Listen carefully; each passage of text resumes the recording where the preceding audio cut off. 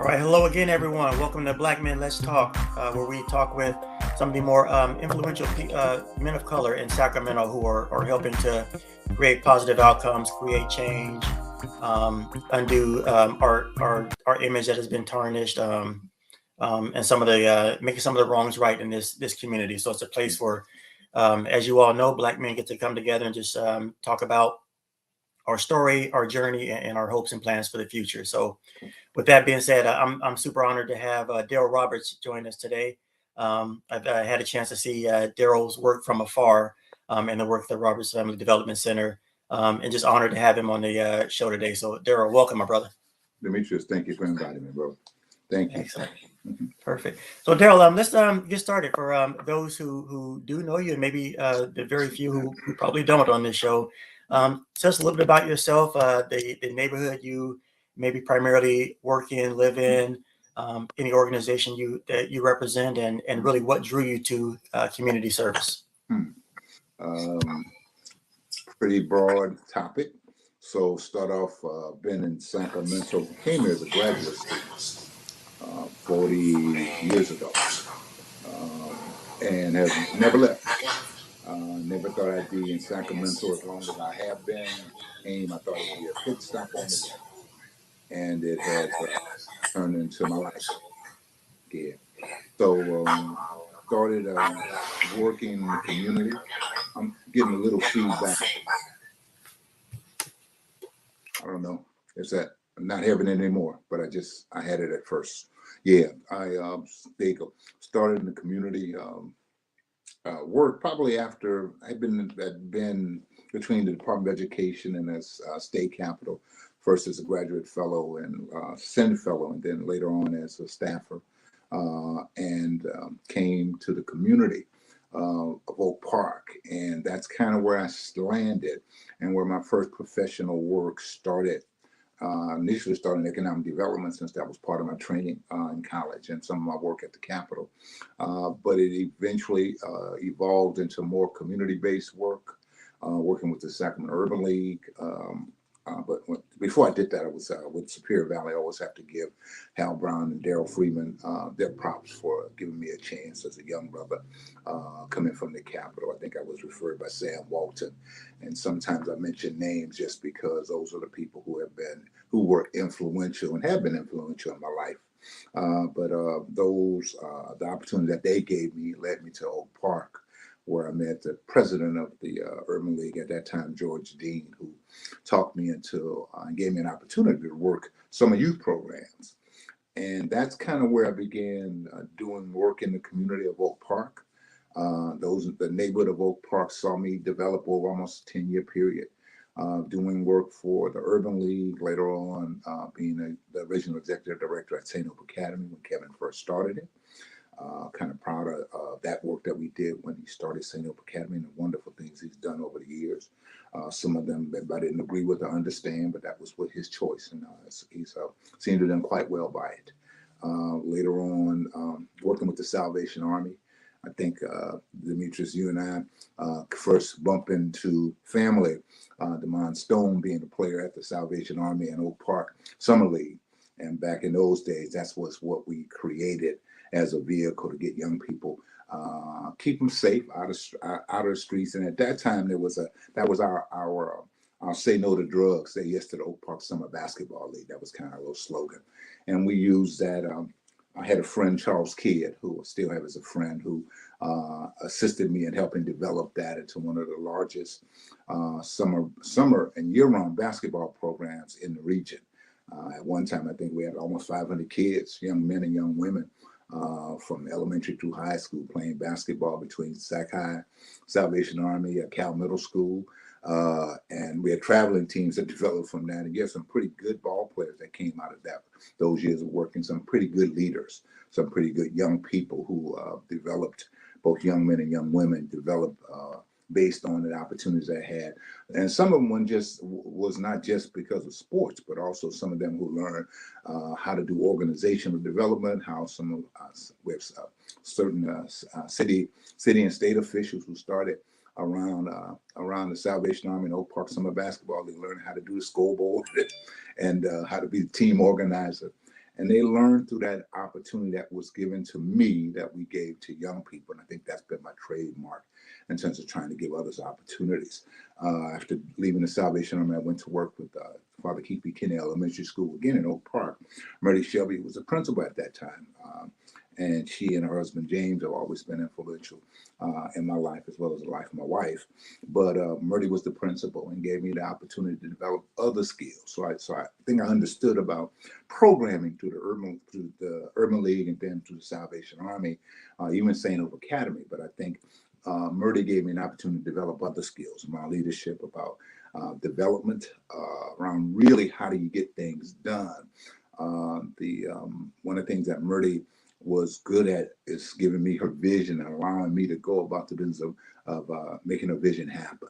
So whether it be acquiring more property at the back of the school, getting portable buildings in the back of the school, the property line is still expanded because of our work together, and the portable buildings that are in the back still are in the back because of the work we did then. The new parking lot, which actually is an old parking lot now. In those days, it was a new parking lot. It was done during that time. And those are things that Murray allowed me to do, working through some of the city officials as well as some of the city agencies and school district. And she allowed me to figure out how to get things done. So negotiating with city officials was part of what I learned.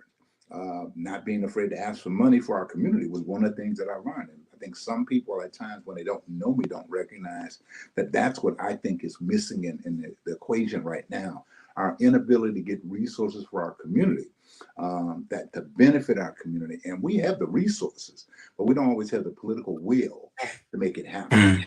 And for me, that's kind of the part where I think we have to be better at. We have to be better advocates for resource development in our community. And that kind of is the genesis from which I do the work today. Excellent. Thank you, Derrell. Derrell, you probably have been instrumental in getting some of the programs started that myself and my cousin Damon and others in the community that have certainly benefited from. So I definitely appreciate it. And yeah, shout out to Damon Stone. I missed his heyday when he was really cutting his teeth and getting to be well known on the Sacramento courts. I think I was away in the military at the time, but yeah, it's a great kid. Yeah. Derrell, you mentioned the political will that we sometimes lack that helps us get things done. Do you think, or in your opinion, do you think that if more African Americans from our community sought roles in politics or became actively involved in politics, that would help alleviate some of that? Or what are your thoughts around that? I think that's part of it. I think the other part is a willingness of our community to hold folks accountable. And when I say hold accountable, not just say to them, you do, but assist them in doing, and thereby becoming accountable ourselves to making sure things happen. We can elect the council member ourselves, and they can't even look like us. But if we don't give them an agenda to follow, if we don't give them things that we expect for the 4 years while they're elected, it's tough because you're basically saying you're often frustrated because you're thinking, why aren't they doing? Sometimes they don't know. The reality is they can only live in one part of the district at a time, one address. That's the rule, and that's part of it. The other real part is our districts are a little more spread out than we probably think about. When I first started, Oak Park was primarily District 5, and now District 5 is Oak Park and part of Franklin and part of South area, and it's been gerrymandered to a point now where you got to recognize that whoever is elected in those spaces and those districts have more responsibility in just one neighborhood. I think in my heyday, Oak Park and Curtis Park were the primary beneficiaries of whatever happened in District 5. Well, things are spread out now. I live now in Del Paso Heights. I live in North Sac, and we serve families in Del Paso Heights, but the council member represents Woodlake, North Sac, Del Paso Heights. It represents Hagenwood. It represents other parts of our communities that are there, and those are different communities having different needs. And if those of us who are or think of ourselves as being politically astute are not recognizing we got to stay engaged, we have to have more people staying engaged, by the way, but we have to hold them accountable to doing the work that we called them to do. And that can be as simple as taking care of trash pickup to as complicated as coming up with an economic development plan that benefits our community in a different way. One that allows us to be able to say that, hey, we require you as an elected official to stand up for us and fight, and we will fight with you. Most effective neighborhoods and communities are present at city council, and they're not just present there once in a while. They have a constant presence there. And that's an interesting observation when you go on a regular basis. At one point, maybe, probably 3 to 5 years ago, I was fairly visible at a regular, presence, had a regular presence at city council, which gave me the chance to get to know people who, as we began organizationally growing, that was one of the reasons that it happened, because I knew people and I spoke to them and they spoke to me, and I saw them before they went on to the dais, and they saw me as they came off the dais. And it's just important that we recognize that that's the reality of relationship building that brings about political power. Yeah, that's so well said, Derrell. And you're right. I think, we can rest assured that because we have council members that are representing multiple neighborhoods, we can probably say with somewhat certainty that those other neighborhoods are definitely making sure that their expectations are being met. So, yeah, that probably speaks to pretty much any type of relationship. If you're even your interpersonal relationship, if you're not telling that person what you expect, then they're just going to end up taking you for granted. Well, and it's just that people have a tendency to do what needs to be done right in front of them. And sometimes right in front of them gets the attention. And it's not always the squeaky wheel that makes that gets the most attention, but that space that is willing to speak up about his priorities and his needs have a better opportunity to receive the resources that they need. And that's it. That's just how that works. That's the process that we're a part of. That's part of democracy, but that's also part of our community challenges. How do we do that better? Yeah, that's spot on. Mm-hmm. Tell me, Derrell, more along more broader terms. Mm-hmm. What would you say? What would you say are your hopes and concerns for your family, your community, and just this country as a whole? Okay. I'm a husband and a dad and a grandfather. So, I got a few thoughts in terms of personal development as a husband. I think, my next 3 to 5 years, as I start kind of phasing out of Robert's Family Development Center, is the recognition that I got to figure out how to be a better partner to my wife. Making sure that I'm acknowledging her needs, her desires, her wants. Where we end up living, where we live in North Sac right now. Is that where we're going to stay? Got to make sure I'm attuned to what she's saying as well, making sure that I'm listening, because that's important to me. Also, how to be a more effective communicator to her, so that she recognizes some of my wants and desires as well. As a dad, I try to stay in touch with my daughter, my son-in-law. They live a wonderful life. Son-in-law's in the military. She is a military wife, but she's also a substitute teacher outside of Chicago. And we have a 13 and 10-year-old grandgirls. So, want to make sure that the world is better for them. I get concerned about, some of the challenges we have in the streets, because those challenges don't occur just in our neighborhood, but sometimes those challenges that we see in our neighborhood occur in other neighborhoods as well. So, the weekend of, I think it was 4th of July, I think, or one of those holidays where there was this shooting in Chicago, outside of, it was one of the parades that was going on, and, somebody, snipers, shot some people. Well, it just so happens my son-in-law was planning to take the girls there that morning. For whatever reason, they weren't able to make it. So when I first heard that, to just check in and say, hey, we okay? Well, yeah, they were okay, but the reality is they could have been in the line of fire had they gone to that event. Well, so often that occurs in our community, where we hear something happen and we recognize that we could have been victims in those moments. And luckily we haven't. That hasn't necessarily touched as close personally for me, although, I got to admit, one of my favorite cousins back, 40 something years ago was killed by the Cherry Hill police down in Southern California. So police violence, police brutality became a personal issue in my family, and trying to deal with those emotions. I think one of your questions asked me about the emotions that are, that I think about as we talk about our history as a people, our position as we are today.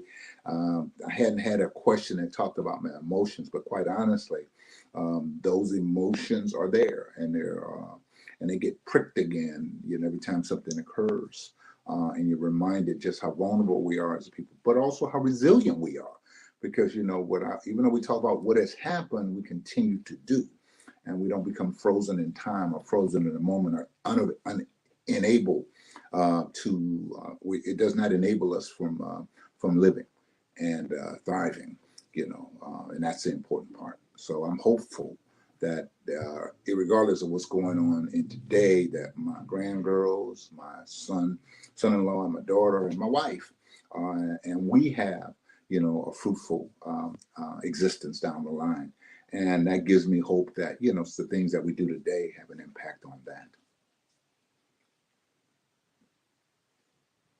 Oh, yep. Sorry, I had some mic trouble there.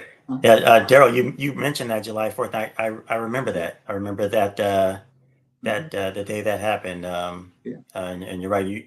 I think we're so prone, or I wouldn't say prone, but we're so accustomed to violence now that until someone brings up, remember the Chicago shooting? Oh yeah, that was another one. Yeah, I mean, and that's what it's become, and that's the challenge. It's like people's responses to their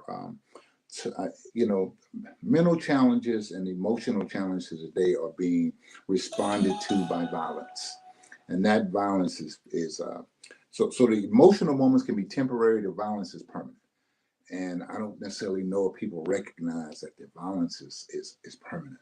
We see things happen in our streets, in a parking lot at a football game, totally away from a football game a couple weeks ago.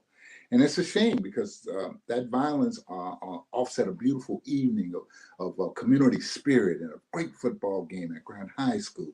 And in that parking lot, away from the football game, involving no student from Grand High, by the way, that was a current student at Grand High who that incident became what we talked about, what we focused on, rather than the fact that we had a wonderful evening at Grand High School. And even though they lost the football game, nobody could walk away upset about the outcome of the game, other than shucks, the Pacers lost. And then when to turn on the news the next morning, because I wasn't clued in that night to recognize that occurred. It's like, dang, that happens far too often in our community. And to be honest with you, that's the very same night there were other shootings that we didn't focus on that occurred both in Oak Park and off of El Camino in Sacramento. That's when you recognize some things has to be done.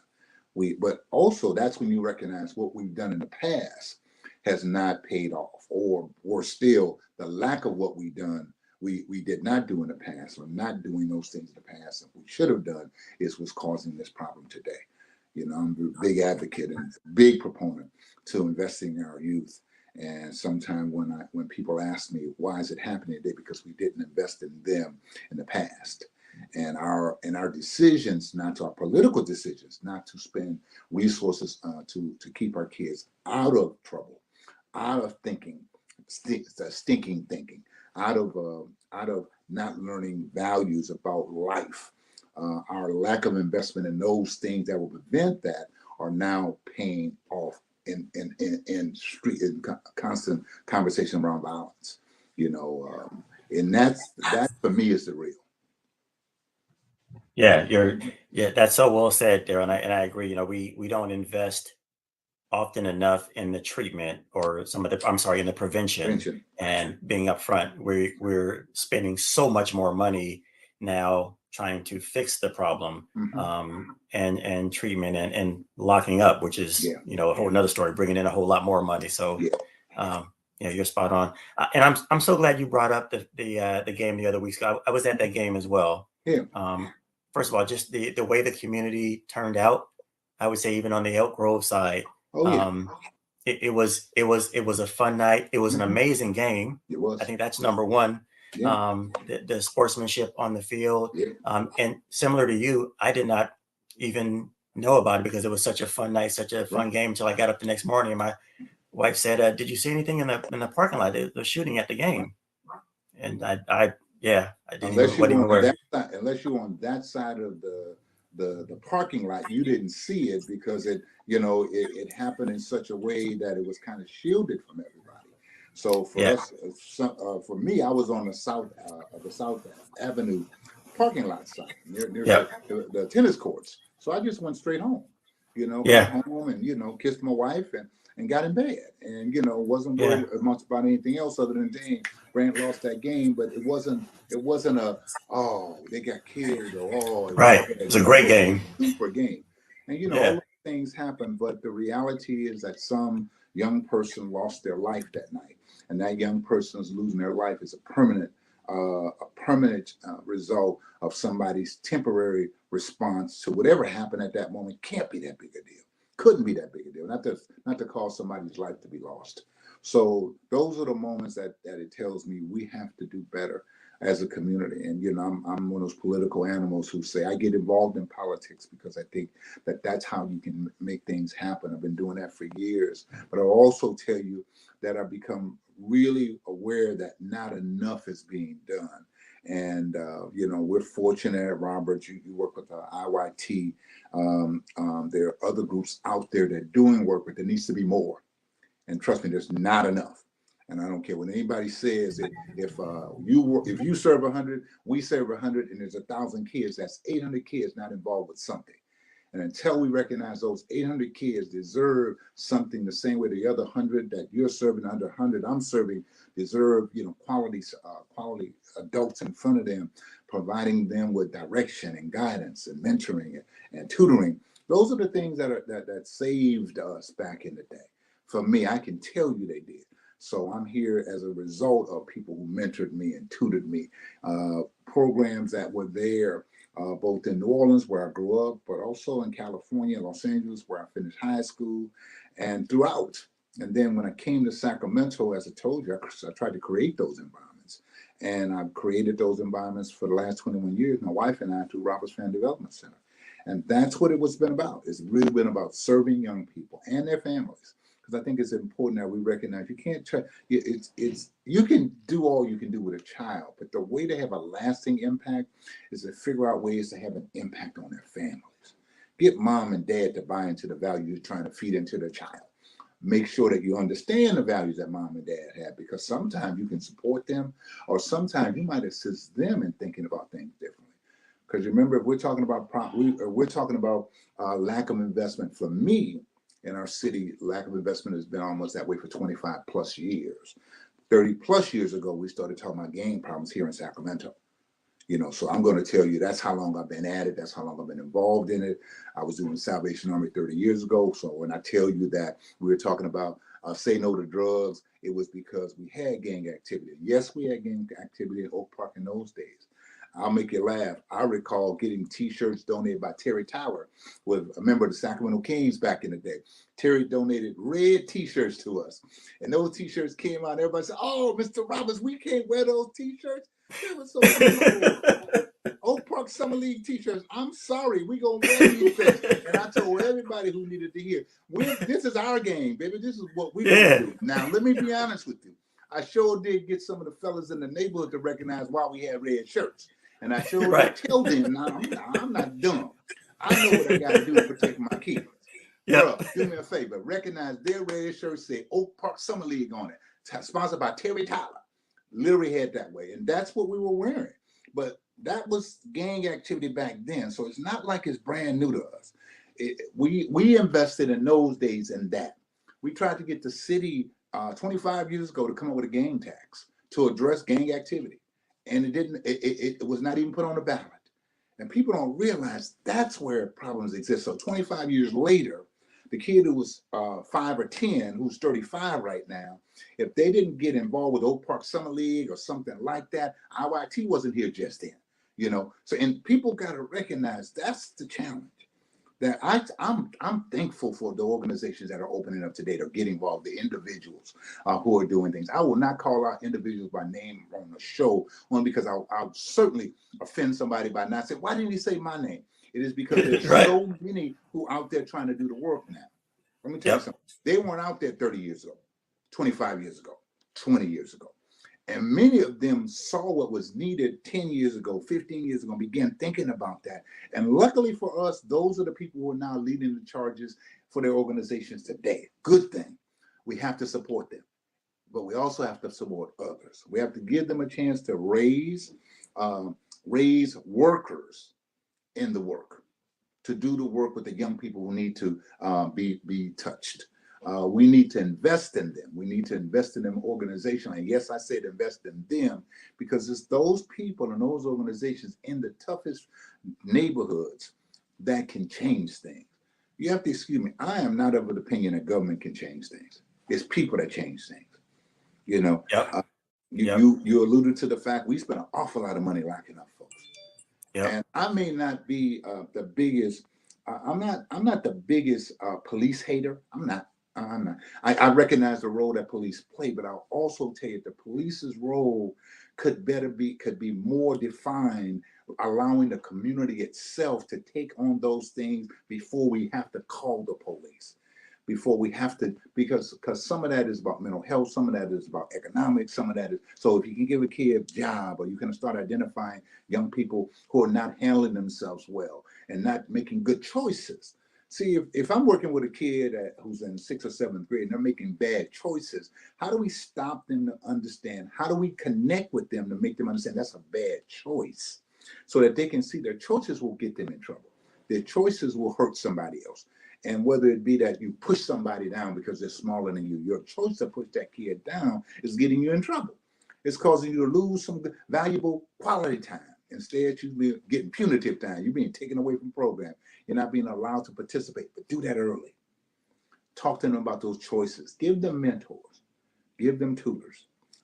Identify if they need some other support. So if they need counselors, if they need somebody to have regular lunch with them, they need a lunch buddy. Let's figure out ways to create that. And those things that are happening now are trying to do all those things, you know, in terms of making sure you incorporate tutoring, you incorporate mentoring, you incorporate, even for those who say they're incorporating policy development, they're doing that with young people, trying to teach them how to better advocate for themselves. I'm part of the Sacramento Kid First Coalition, and I have seen the development of those young leaders and have marveled at them. And honestly, I've taken a step back because I recognize they are the reason that things are beginning to happen in that area. So it's like it's their turn. You know, I have no problem telling you I am not a kid anymore. I'm not a young professional anymore. You know, and some people say, Mr. Roberts, you're so youthful. Yeah, but I got 62 years plus of being youthful. And you just got to recognize, I know the real. You know, and I'm not trying to, you know, I'm not trying to do that. I'm not trying to be in those spaces where others are now.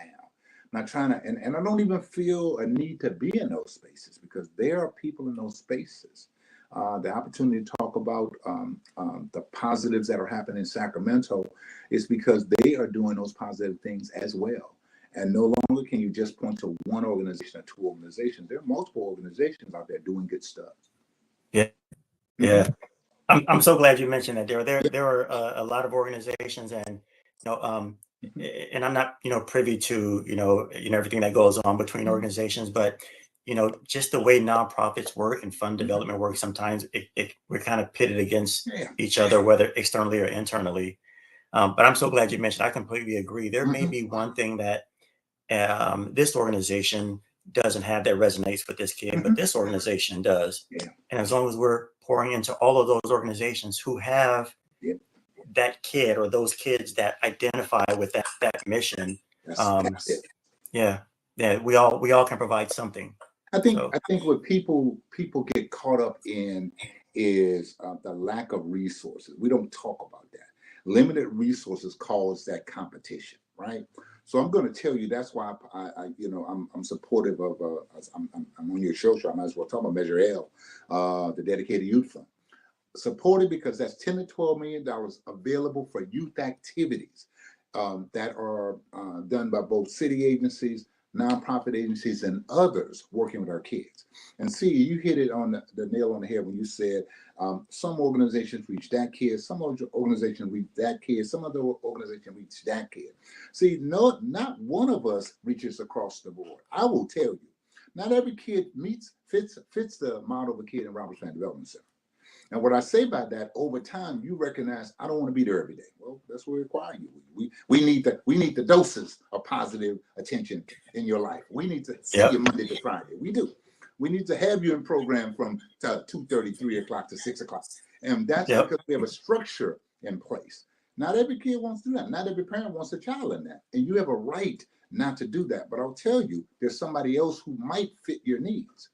Maybe my baby only wants to deal with sports. Okay, there's a little league basketball program. There's something going on. There's a music program. Or excuse me, there are not enough music programs.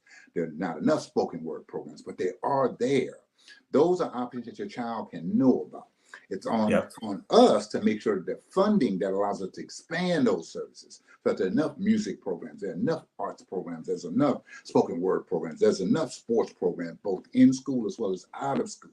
Because every kid is not going to be good enough to play for Grant High School, but every kid who has an interest in football should be allowed the opportunity to try to play. And they don't have to play flag. They don't play tackle. They can play flag. They can be a cheerleader. They can be in the band. They can be, in the drum line. There's a lot of things that we should make sure children have options, because the truth is, in those neighborhoods where we don't talk about these problems, they have those options. They are there. Yep. You're right. You and tell me what you want to tell me. I know that. I know I go to certain parts of Sacramento County or the region, and I can tell you in those neighborhoods, they have options. Yes. So when you tell me there are options available to those kids, when kids choose not to be involved in any of those options, in some cases, I think a child is making the choice. But that's also a child, quite honestly, who has the options of maybe having some mental health support that they might need. And see, and that's, to me, is the difference. We need to have options in our community. We need to be given an opportunity to have options. That's where elected officials come in. That's where fighting for resources come in. I'm one of those who remembers, and I've been around long enough to remember Bonnie Pinnell and Sam Pinnell as city council members. And I remember how they fought for Meadowview, how they fought for South Sac. And I don't care what you tell me about Bonnie and Sam. The two of them together caused more positive development to happen in that area than any place else other than Norton Natomas, which happened because of the economics of growth happening in Natomas. In South Sacramento, yes, there is economic growth, but the things that you see around the Meadowview community and those parts were because of political decisions that favored the community. And in many cases, the community hadn't been pushed out, interestingly enough. People still have their homes. And it's just, people don't talk about it that way, but it is. You can still have that economic growth without having to push people out, and that's sometimes because you have vacant land to do it on, sure enough. But the other part is making sure people are aware of what's coming up and what's coming down the pipe. And that's where it happens. And that's how it's happened. That's how elected officials can assist us in making sure that we're aware of what's coming down the pipe, the projects that are coming along, and how it will benefit our community short term and long term. Yeah, you're spot on. Hey, elections coming up. Measure L, everyone. Definitely pay attention, read up, educate yourself on it. Yeah, and people, I'll take a moment to talk about, kind of a dark cloud for us. We got attacked pretty good 3 years ago when Measure L came out. We were one of those vocal organizations. I was a vocal individual around Measure L, and we were attacked because when we grew as an organization, we didn't have the fiscal space. We didn't have the fiscal strength that we should have had, the foundation that was needed. So we made some mistakes. Those mistakes came out in a lawsuit that was happening. We resolved the lawsuit. We took care of it, but it was a stain that people used politically against us and used against Measure, at that point, Measure G. And that was what caused the loss, the surprising opposition from some people who are friends, who right now today support Measure L, by the way. That also was the reason. But quite frankly, a lot of what happened back then for us caused Measure G to lose. I've been personally a little more quiet on the Measure L front, first of all, because I have young people in our organization who are Shelby Oliphant specifically, who have been our organizers, who've been doing the work for us organization. I don't have to do that anymore. I don't have to be that because I recognize even when my name is mentioned, a reporter who doesn't like us or doesn't like Measure L will quickly say Derrell Roberts. Oh yeah, I remember back in the day, and I'm sure they'll say that for the rest of my life. That'll be part of what'll have to be, the little line that somebody will use. But I'm okay with that because that was because we were fighters for what we feel was correct and what was right. And I believe today the right thing for the city to do is invest more in young people. Invest more in young people. Yeah, I appreciate that, Darren. Thank you for providing that clarification Mhm. and just giving a different side than Mhm. other people have probably heard Well, or have read about. it was a tough moment for me because I was advised Yeah. by our attorney, organization attorney. You don't want to keep litigating that lawsuit that occurred. You resolved it. You got slapped on the wrist, and that's what it was, a waking up call. We now have a full-time fiscal director on site doing the work that needs to be done, along with an accounting organization as well as auditors. So we have those things in place now. So we are a strong organization for it. But yeah, we probably were one of those who, in some ways, benefited from resources being given to us. But the problem was we didn't have the right foundation, strong enough foundation in place, fiscal foundation specifically. I learned from that. I also will tell you, I talk to others who are doing the work now and say that to them now. Make sure you're taking care of your fiscal house. It's important that you not only just have an accountant, make sure that accountant understands all the rules of nonprofit work at the $1 million level, at the $500,000 level, the $1 million level, the $1.5 million level. All those rules differ. $2 million. That means you bringing in $2 million, audit every year, every year. Somebody said, Ms. Roberts, at $1 million, you should be auditing every year. If that's what you can afford to do it then.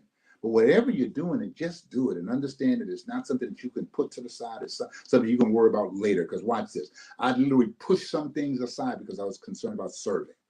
And you can be concerned about serving, but you're not concerned about taking care of the accountability part. That's when you run into problems. We ran into problems. We dealt with them. We got through it. And frankly, Demetrius, I will tell you, COVID was, for organizationally, COVID happened and it allowed people not to focus on that, but focus on our ability to serve. So we started doing the things that we normally did doing forever. We would just focus on because we were serving vaccination clinics, food distribution, being on Zoom with our kids. Those are just things that we did. And people began focusing on that. So the negatives went away for the most part. Occasionally, a reporter who decides that he doesn't care for, me or the organization, or doesn't like the thought of investing in our young people the same way I think we should do. They'll bring that up. But other than that, that's not heard anymore. And we're good. Yeah. Yeah. Yeah. Mm-hmm. I appreciate it. I myself personally am happy to hear that, hear your side of the story, have the chance that we chat because just as I haven't been doing this nearly as long as you have, Derrell, but just in 2 years of leading an organization of Big Brothers Big Sisters, we were challenged with staff. There were so many things we had to do that putting a finance person in place is not because we didn't want to or trying to hide something. It's because I'm focused on this program and serving these kids. And honestly, oftentimes we don't know what we don't know. Well, that was my bailiwick. Right. That wasn't how I Right. got involved. I got involved in service. I got involved at the Urban League. My first thought at the Urban League was having a speakers bureau for kids. I mean, literally, I was trying to figure out how do I bring some positive role models into the high schools at Burbank, at Sac High.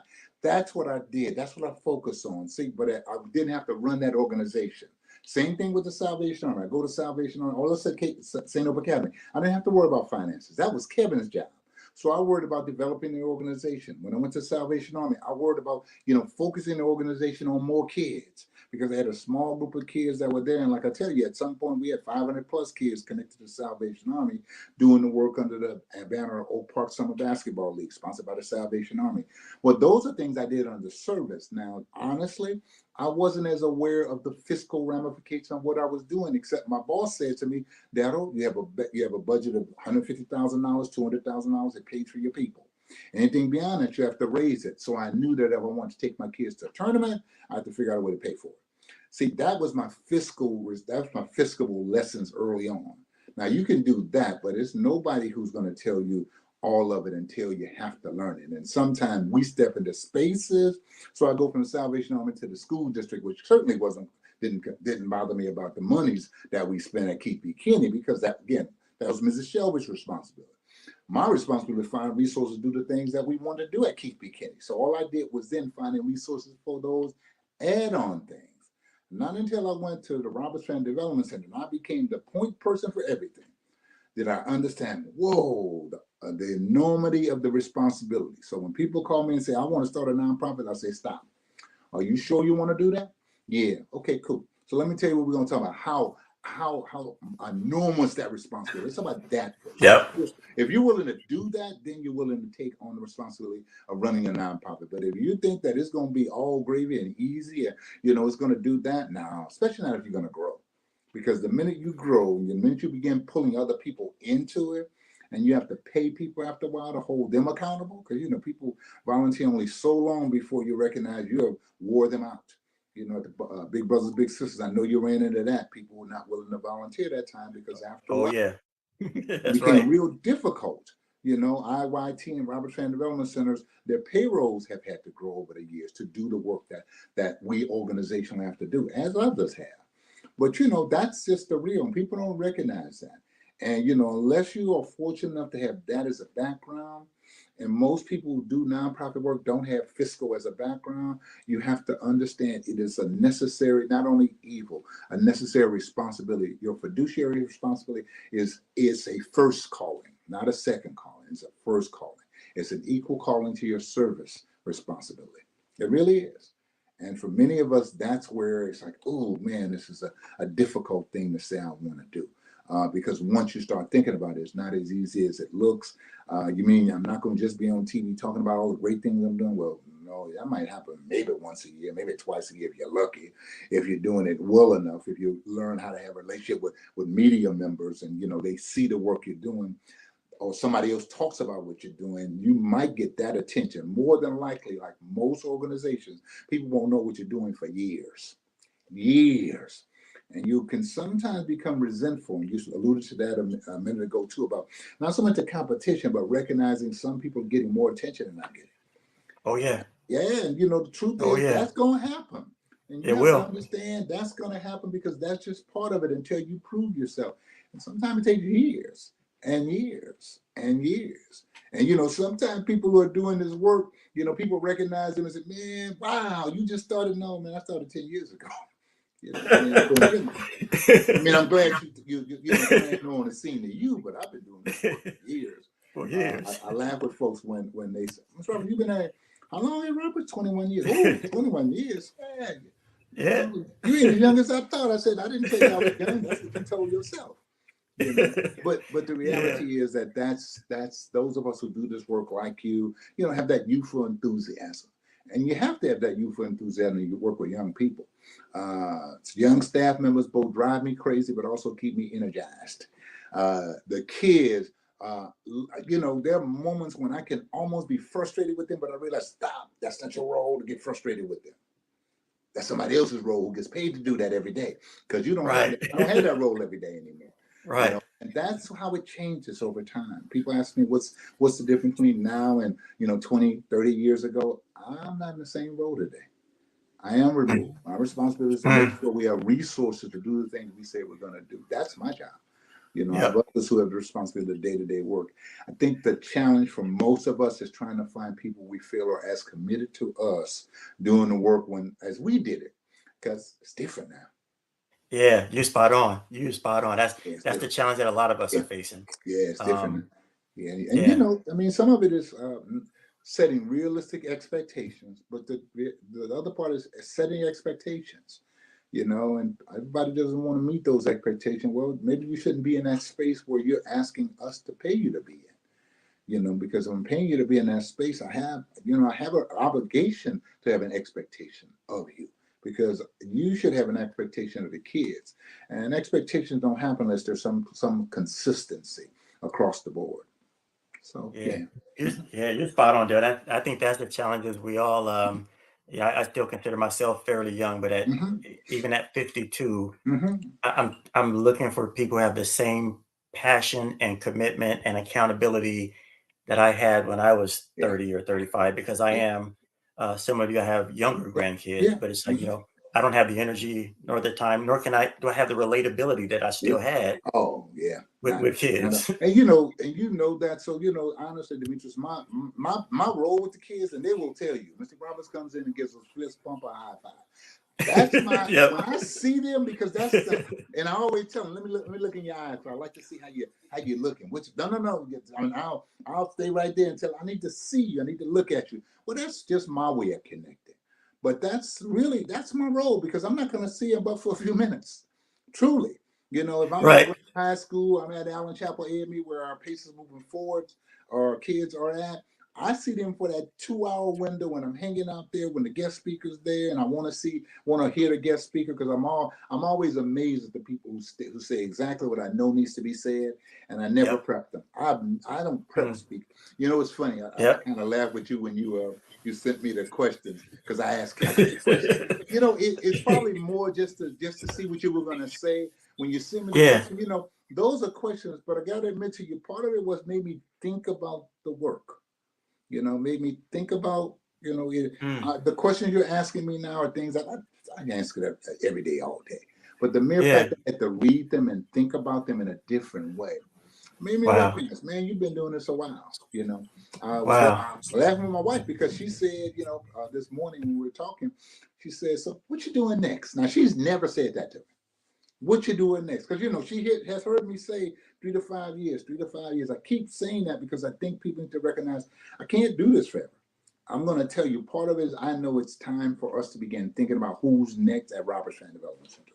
What's my role? My next role, I laugh and tell the board, is like CEO emeritus. Because one of the things you recognize as a nonprofit leader, you don't really have a nest egg, but you've been doing this for a while. But the truth is, you still need to figure out how to bring resources into your household so that your wife doesn't leave you, your husband doesn't leave you, your significant other doesn't leave you because of the lack of finances. Right. So I laugh about that. And so as my wife says that to me, we talk about this opportunity to have an interview and have a talk with you. It really is okay. Think about what's next. And I would say to anybody who's listening, if you've been doing this a while and you're now in your 50s, you're now in your 60s, even if you're late 40s, think about what are you going to do after, because there comes a moment when you either become tired, or worse still, you can become irrelevant. And what I mean by irrelevant, you no longer have the ability to speak to the issues of the moment. Mm. Yeah, Mm. you know Man, that happens. that Hmm. that's spot on. That's some sage advice right there. Well, Yeah. well, My wife and I've had those conversations. go ahead. Yeah, sorry, my wife and I've had kind of similar conversations. Hmm. We still feel young. I think in your 50s, you're still Yeah. at that. You're Oh yeah. still trying to hold on, Hmm. but you also can see you Hmm. probably have a lot more past you Oh yeah. than you have in front of you. Oh So, yeah. hey, are we still going to want to be doing this Yeah. in 5 years? Yeah. But you're right. It's also those things, Derrell, that for me, the past 5 or 10 years, it's just Hmm. been when I first started doing this work, I Hmm. was out on campuses with the kids, throwing the Right. football Oh around. yeah. Oh yeah. And I realize I can't do that now, because if I stand up for more than 20 minutes, my feet hurt. So so it's like, what is my next role? I got to be decision making and Yeah. strategy. Yeah. And it's like you say, in front of the cameras. I Hmm. would love to spend time with the kids. I miss Yeah. that, but yeah, after like 30 minutes, they Oh yeah. draw a lot of energy out of you when you Well, get to yeah, a certain because age. when you think about it, for most of us who started this work, the hardest part is not being with the kids on a regular basis. And some people can't transition. That's why they can't be administrators or organization leaders. They can be within an organization trendsetters by what they do, but it's hard for them to maintain or elevate the organization to the next level, because their real love is with the kids. Nothing wrong with that. And if that's what you have as a love, do that. Do that well. You don't have to be a principal. You don't have to be an administrator. You don't have to start a nonprofit. If you do well, simply serving the kids and having a drill team in place, having a cheerleader team in place, doing something directly with the kids. Nothing wrong with that. Keep doing that. But recognize, for those of you who have talents and have an interest, the one thing that's going to change is your ability to have regular interaction with the kids at the level you once started off with. Because like you say, throwing the football is a beautiful thing, but Man, it's funny. I used to I go into a gym and I watch administrators or staff members doing things. This is a true story in the Salvation Army. I used to bar certain staff members from even going into the gym. They were good basketball players too. Oh no, you can't go in the gym. I won't call his name because everybody knows he knows who he is. If he's listening, he'll know who it is. I tell him, you can't go in the gym. Oh no, you can't go in the gym. You cannot go in the gym. What? I said, yeah, you can tell it's hard everybody going in the gym. You can walk in the gym and walk out the gym, but you cannot go on the basketball court at all.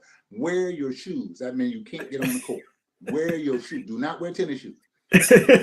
And it was just because I was trying to say to him, yo, you're going to change and be an administrator, so you have to get away from being drawn into doing the basketball thing, because that takes 45 minutes to an hour of your time, because that's how you look at it. So rather than spending that 45 minutes, an hour on that, you need to spend 2 minutes waving at that, hitting the ball, throwing it to somebody and walking out. And the other 58 minutes, the other 43 minutes, whatever it is left, that's what you need to be doing, planning the league, planning the trip, planning how you're going to pay for the trip that Mr. Roberts said, I'm not paying for that. You said you wanted to go to Vegas. How you going to pay for it? But that's what happened. That's how I learned. Because like I tell you, my CEO at the Salvation Army back in the day gave me a budget. This is your budget. Anything above that, brother, is your responsibility. But that's how I learned how to raise money. That's how I learned fundraising. That's how I continue to do it until today. That's my everyday thing, raising money, figuring out partnerships, what's next. We had a golf tournament yesterday, Dimitrius, and right after golf tournament was over, I was thinking about next year's golf tournament and how I can do how I can do something better to make it better me. But that's as an administrator, that's my responsibility to think about how we can do it better. And okay, and literally that's how I thought. That's what I was thinking. But that's because I'm not thinking so much about playing golf yesterday. I'm not. People say, Derrell, you're not playing, bro. You're not gonna play. I said, nah, I might put once or twice. And if I go to a hole and somebody requires me to hit because they by themselves, okay, I'm gonna hit a ball. But trust me, I'm just gonna hit one ball and I'm gonna get our first one, not as good as I like to be. But more importantly, that's not my role anymore. So playing in a tournament that I'm a part of, no. If I want to go play in a tournament, I'll go do that somewhere else. I don't want no responsibility. Make you laugh. We used to organize concert series in Oak Park. Oak Park Summer Concert Series was that we used to do too. And when you're in it, I was in it. I was going to organize, so I had a responsibility from the beginning to the end. That was our responsibility. And we took pride on having no problems between the start of the concert and the end of the concert. Now, 1 hour later, what happened in the park? That was something else. Wasn't us. Wasn't no park concert. Literally, that's how we thought. But I'll tell you, but if I wanted to go enjoy a concert, I couldn't enjoy it. I couldn't enjoy it there. People don't understand that, but I couldn't necessarily enjoy it there. What I had to go to another place to enjoy the concert. So, that's on that. Sometimes I go and observe others doing the work. I go to football game to watch the game because as long as I'm not in the role to have to be Mr. Roberts and that focus about everything, and that's a little hard. That is truly hard. I can enjoy it, because if I go to the San Francisco game or I go to the Raider game, I go to the Kings game, or the Kings game a little different because in Sacramento, I unfortunately become you're recognizable. It's a different world, and I know I created it, so I'm going to accept it for what it is. But I go to other places to enjoy myself, and that's literally it. And I think one of your questions I saw was, how do I enjoy myself? I'm trying. I mean, I really am trying on finding ways to simply enjoy myself.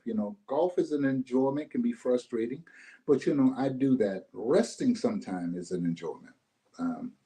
I will tell somebody in a minute, what you do this weekend? Nothing. I mean, I don't feel guilty not going to every place I used to go to every Saturday and every Sunday, being at all the spaces, 2 or 3 stops during the course of the day. I don't have a problem with that anymore. Dimitrius not doing it. And if it means that because I wasn't there, that it didn't work, then it wasn't working anyway. Please don't put me on it. It worked without me being there. And I told you it was going to work. I know it's going to start on time. I didn't have to be there. And I really recognize that after a while, those of us as we get older, we got to know that.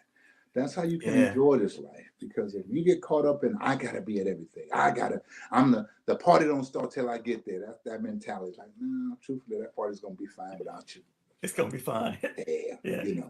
I appreciate hearing that, Derrell. I think one of the things for me as well is as you get older, to your Hmm. point, you're right. Just the weekends where I didn't do anything, or the Yeah. weekends where something I wouldn't really thought would be enjoyable, or maybe I did every so often when I was Hmm. younger, but now I look forward, like going to Apple Hill Yeah.